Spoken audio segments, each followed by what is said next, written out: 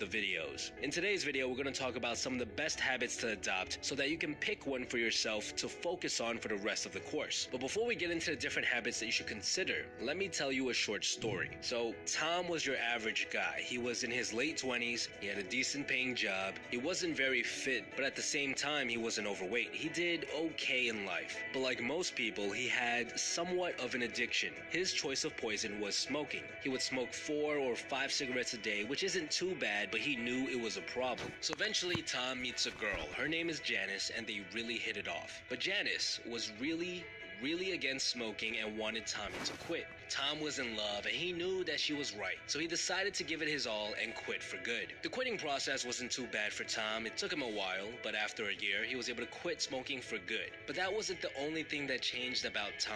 He started going to the gym. He managed to lose some weight and put on some muscle. He also started reading a bit more. His relationship with his coworkers and boss improved, and he got a promotion for the first time in 5 years. Stories like this are very common. Researchers have observed time and time again that when someone overcomes a bad habit or starts forming a new one, a whole slew of other good habits come with it. They name this sort of habit a keystone habit, a single habit that causes you to adopt multiple other good habits and change your life. The reason I'm telling you this story is because today you're going to pick a habit to focus on for the rest of this course. And the 3 habits that I'm going to show you are 3 of the most powerful keystone habits out there. These habits have the highest chance of drastically changing your life. So without further ado, here are the 3 most effective keystone habits. The first one is reading.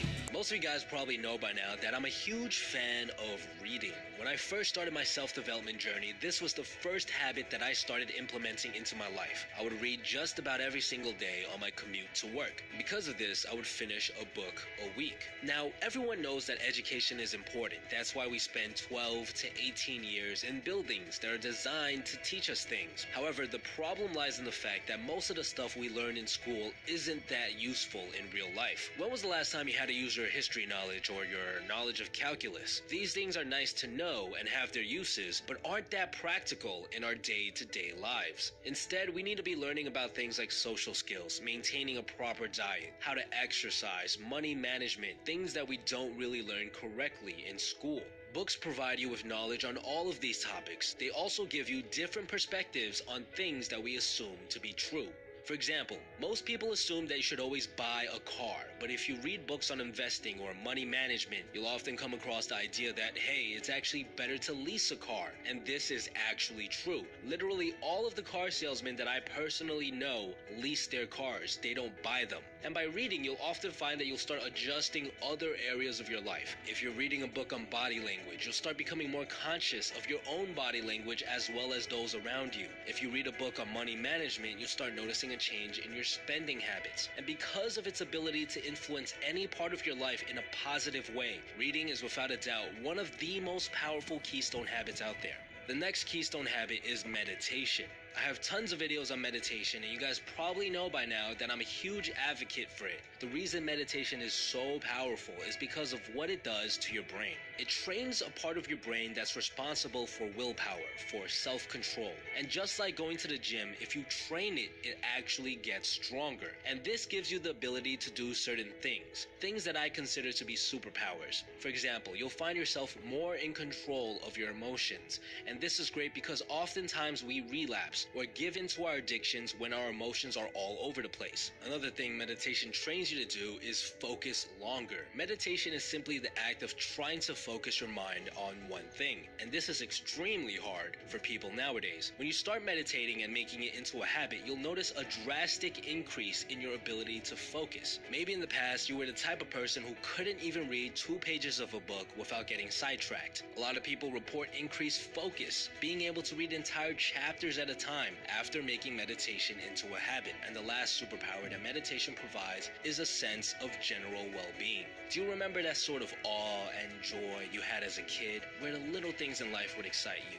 Meditation brings back that sort of mindset, that sort of perspective, where you can sit down on a park bench and simply be mind blown by just how beautiful everything around you is. Meditation is an extremely powerful keystone habit because it in itself is a very hard habit to stick to. But if you can make it into a habit that you do automatically every day, that means your levels of willpower have skyrocketed dramatically, and adopting other habits will become a piece of cake. The third and final keystone habit that we're going to speak about today is fitness, and this includes everything ranging from running to lifting heavy weights to doing calisthenics. Fitness is an extremely powerful keystone habit because of its intimate relationship with diet. Researchers have found that most people who start sticking to a fitness regimen will often find themselves adjusting their diet as well, even if they're told not to. It makes sense because if you're working your ass off at the gym, you're less likely to consume junk food right after because it quote-unquote undoes all of your hard work. And because these two habits basically come in a package together, it requires a lot of willpower to maintain. So if you can successfully make them into full-fledged habits, you'll be able to take on smaller habits with ease. For those of you that are curious as to how willpower works, we're going to cover all of that later on in the course, but for now, just understand that it does work like a muscle. The more you test it, the stronger it becomes. On top of that, the habit of fitness and diet has a huge influence on how you feel every single day. Many people report feeling tired or foggy, and oftentimes the problem stems from our diet or our lack of exercise. Once these people start adopting these two good habits, they often report feeling much better. And if you start feeling better on a day-to-day basis, it makes it much easier to start adopting other good habits. This ability to improve your body's day-to-day function makes fitness and diet an extremely powerful keystone habit. So again, here are the 3 keystone habits that we just talked about: reading, meditation, fitness, and diet. Now, I know, there's dozens of other good habits out there like cold showers, morning rituals, making your bed, etc. But these 3 keystone habits are without a doubt 3 of the most powerful habits that you can add to your life. So what I'd like for you to do right now is to think carefully about which habit you want to work on for the rest of this course. Which of these habits are you going to commit to try to stick to until it reaches that line of automaticity that we talked about, where you no longer even have to think about doing it. That's the goal.